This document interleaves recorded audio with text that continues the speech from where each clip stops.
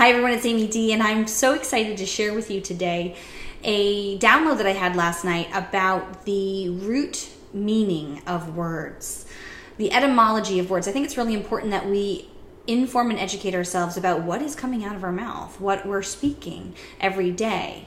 And I thought it was really cool because understanding the true meaning of these words and where they come from in their deepest form really helps us to inform ourselves and our brain to get on board with being aware of what we're speaking at all times.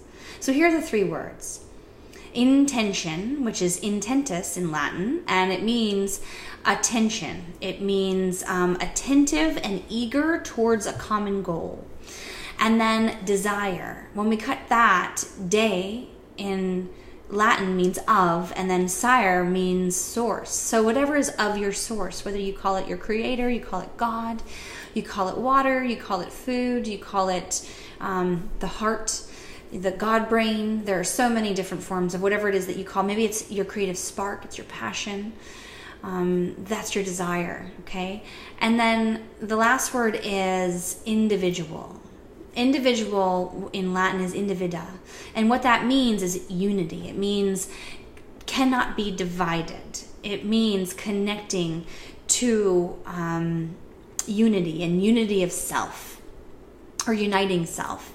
And I found these words really important, especially in this day and age, because I noticed that a lot of us are looking outside of ourselves for either validation or for a movement to join, or that our desire, our passion, our creative spark is turning into something outside of ourselves, rather than not dividing ourselves from what our true passion is and getting really connected to that and having an intentional force towards that and moving in that direction and not allowing ourselves to be distracted by all these bright, shiny objects out here. Because then we start to say words that we don't really mean. We say things that can be challenging and sometimes unkind, and sometimes can be, maybe it's how we feel, for sure, but it doesn't direct us towards that place of connectivity. It actually divides us, and that's what we're looking not to do. It's great to be an individual, but individual means unity, actually.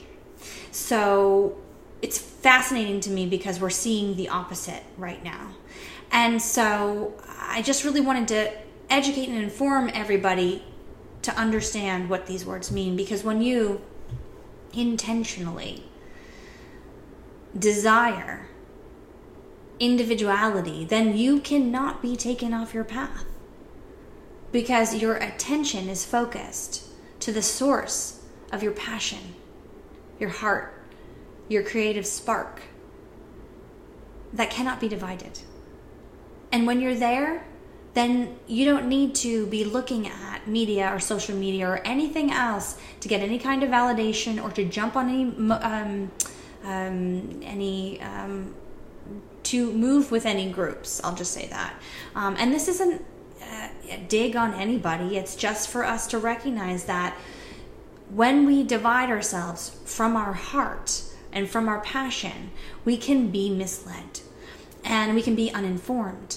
And maybe we are led by our heart or by our passion, and that's fine, but just make sure that whatever's coming out of your mouth, that truly is of source, meaning it's not divided from your heart. It's not something that your mental body is deciding just to say, and it's really being felt in a way that's coming from a place of love, and that's coming from a place of connectivity and co-creation with the experience. And that's where the learning comes in. So when we're more educated about the words that come out of our mouth, then we can really truly be the positive reflection we'd like to see in the world. And this is the kind of world that I'd like to see. So I hope that this helps, and if it does, please like or share, comment, question. I'd love to assist anyone in their process, and I pray for all of you to intentionally desire individuality. Until next time.